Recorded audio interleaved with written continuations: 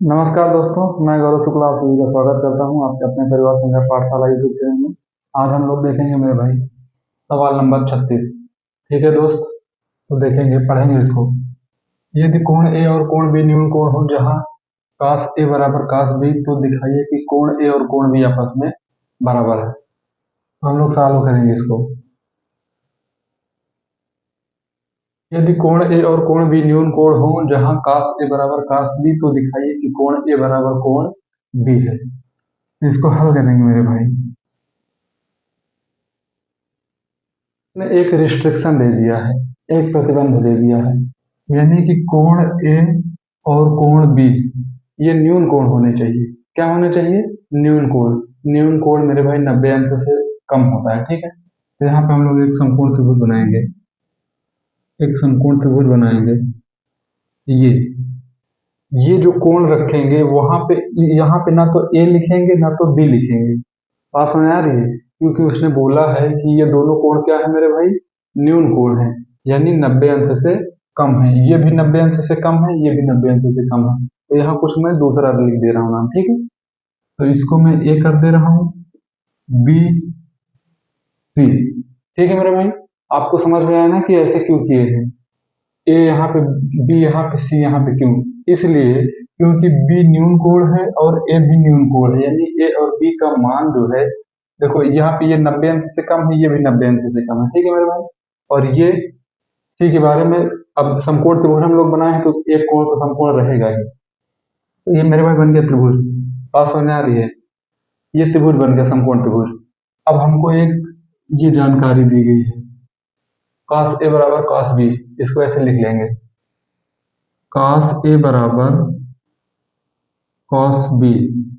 ये दिया गया है, ये दिया गया है।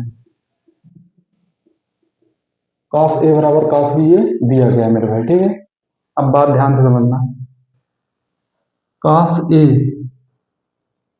cos थीटा बराबर सूत्र क्या होता है मेरे भाई? cos थीटा बराबर सूत्र होता है आधार बटे कर्ण।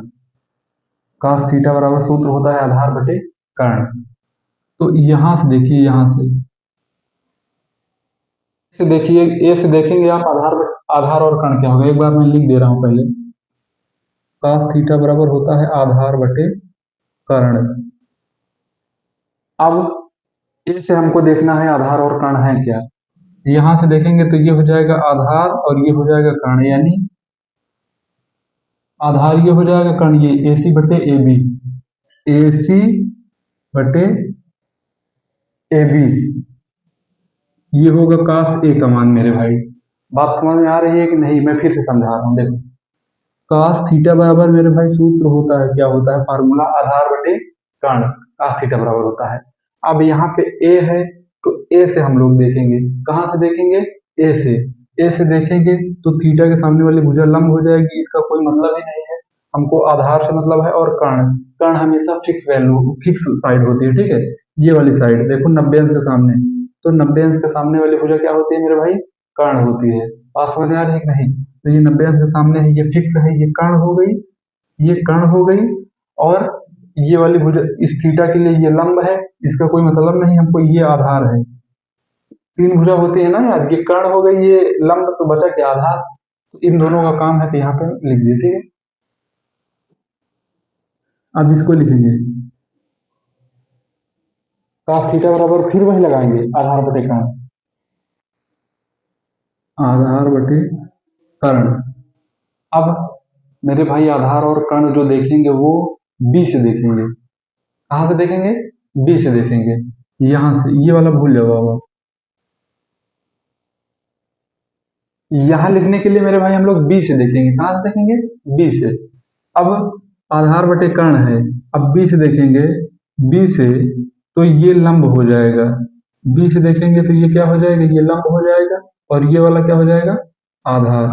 मेरे भाई ये बी थीटा के लिए है, और यहाँ जो किए हो आप ए थीटा मान के सब कुछ किए हो। ये सब तो आप अब तक समझ गए हो गया। 36 नंबर सवाल हम लोग सॉल्व कर रहे हैं, अगर ये भी नहीं समझ में आया था तो दिक्कत है भाई कि आधार और लंब आपस में चेंज होते रहते हैं, और कर्ण हमेशा फिक्स रहती है साइड। तो cos बी से देखेंगे, बी से, तो cos बी पूरे की वैल्यू हो जाएगी यहाँ से देखेंगे तो ये हो जाएगा आधार बटे कर्ण यानी बीसी बटे ए बी। बीसी बटे ए बी। मेरे भाई मैं फिर से आपको समझा दे रहा हूँ, एक बार फिर से ध्यान से देखिएगा। सबसे पहले हम लोग ये लिखें जो दिया गया है, काश ए बराबर काश बी, ठीक है। दूसरी चीज, त्रिभुज ऐसा बनाना है कि कोण ए और कोण बी न्यून कोण हो। कोण ए और कोण बी क्या हो, न्यून कोण है, यानी वो 90 अंश से कम होने चाहिए। तो मेरे भाई देखो, किसी त्रिभुज के तीनों कोणों का योग 180 अंश होता है, ठीक है। तो ये कोण मैंने 90 अंश बना दिया। ये कोण भी 90 से कम है और ये वाला कोण भी 90 अंश से कम ही है। तो ये त्रिभुज बन गया हमारा, ठीक है। अब हमको ये जानकारी दी गई है कि काश ए बराबर काश बी, तो ऐसे मैंने लिख दिया, ठीक है। ये लिख दिया है काश ए बराबर काश बी, ये दिया गया है, इसीलिए हमने लिख दिया। अब हमको कुछ नहीं करना है, काश ए की वैल्यू यहाँ पे लिख देना है और काश बी की वैल्यू यहाँ पे लिख देना है। अरे भाई काश थीटा बराबर होता है आधार बटे कर्ण, ठीक है बिल्कुल। लेकिन आधार और कर्ण जो देखेंगे वो देखेंगे कहाँ से, वो देखेंगे ए से देखेंगे। कहाँ से देखेंगे, ए से। तो यहाँ से हम लोग देखेंगे आधार और कर्ण। तो उस टाइम हमारा आधार ये हुआ था और कर्ण ये हुआ था, लेकिन जब cos b की बात आएगी तो हम लोग आधार और कर्ण तो रखेंगे, क्योंकि cos थीटा बराबर आधार बटे कर्ण होता है भाई, ठीक है। तो लेकिन आधार और कर्ण जो देखेंगे वो b से देखेंगे। कहाँ से देखेंगे, b से। तो b से देखेंगे जब, तो हमारा आधार ये हो जाएगा, कर्ण हो जाएगा ये। कर्ण फिक्स होता है मेरा। अब ये हो गया हमारे पास AC बटे, ये सब यार आपको समझाने के लिए केवल मैं किया हूँ, ठीक है। ये सब आपको समझाने के लिए किया हूँ मेरे भाई, बात समझ में आ रही है कि नहीं। ये सब समझाने के लिए मैं किया हूँ। आप यहाँ साइड में लिख सकते हो कि चूंकि काश थीटा बराबर आधार बटे कर्ण, ठीक है। ये आप साइड में लिख सकते हो ऐसे, इस लाइन के सामने। तो AC बटे AB बराबर BC बटे, देखो यहाँ यहाँ ऊपर में समझा दे रहा हूँ आपको। AB से AB क्या हो जाएगा मेरे भाई, कैंसिल हो जाएगा। AB से AB क्या हो जाएगा, कैंसिल। अब हमारे पास जो बचा वो क्या बचा है, AC बराबर BC, ये बचा है हमारे पास। बात समझ में आ रही है कि नहीं। AC बराबर BC, AC बराबर BC। मेरे भाई ये वाली लाइन इस वाली लाइन से क्या हो गई, बराबर। अब एक थ्योरम होती है, एक थ्योरम यानी कि प्रमेय होता है कि बराबर भुजाओं के सामने के कोण बराबर होते हैं। बराबर भुजाओं के सामने के कोण भी बराबर होते हैं।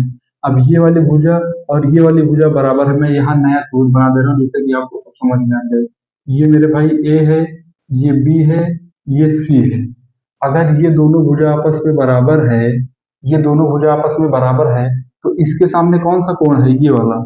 ये कोण आपस में बराबर होगा। और इसके सामने कौन सी भुजा, इस भुजा के सामने कौन सा कोण है, ए। यानी कोण ए और कोण बी आपस में क्या होंगे मेरे भाई, बराबर। यानी कि बराबर भुजाओं के सामने वाले कोण बराबर होते हैं। और प्रूफ क्या करना था दोस्त, प्रूफ क्या करना था, यही तो प्रूफ करना था हमको कि कोण ए और कोण बी बराबर सिद्ध कीजिए। तो यहाँ पे हम लोग लिख देंगे, तो यहाँ पे लिखेंगे अतः कोण ए बराबर कोण बी होगा। यहाँ पे एक थ्योरम लिख देंगे, यहाँ पे एक थ्योरम लिख देंगे, क्योंकि बराबर बराबर भुजाओं के बराबर भुजाओं के सामने के कोण बराबर होते हैं। सामने के कोण बराबर होते हैं। बराबर भुजा, आपको दिख रहा है कि नहीं, एक बार देख लूं फिर। दिख रहा है भाई, बराबर भुजाओं के सामने के कोण बराबर होते हैं। यहाँ पे हम लोग नीचे क्या लिख देंगे, प्रूव्ड। सवाल हमारी सिद्ध हो गए। ठीक है मेरे भाई, बहुत डिटेल में समझाया हूँ यार, समझ में आ जाना चाहिए आपको। कोई भी दिक्कत होती है तो आप कमेंट बॉक्स में कमेंट करिएगा, ठीक है। ये पूरी सवाल है मेरे भाई, आप लोग ध्यान से देख लीजिए, ठीक है ना। ये आपको समझा दिया हूँ कि कैसे होता है। ये भुजा और ये भुजा आपस में बराबर है, तो ये कोण इसके बराबर होगा, ठीक है। ये कोण इसके बराबर होगा, क्योंकि इस कोण के सामने ये भुजा है और इस वाले कोण के सामने ये भुजा है। जब दोनों भुजा ही आपस में बराबर है, तो दोनों भुजाओं के सामने के कोण भी बराबर होंगे। तो ये मेरे भाई सवाल है, आप लोग ध्यान से इसको देख लीजिए, ठीक है। कोई भी आपको डाउट होता है तो आप कमेंट बॉक्स में कमेंट करना, मैं आपको रिप्लाई जरूर दूंगा, ठीक है मेरे भाई। वीडियो देखने के लिए बहुत बहुत धन्यवाद।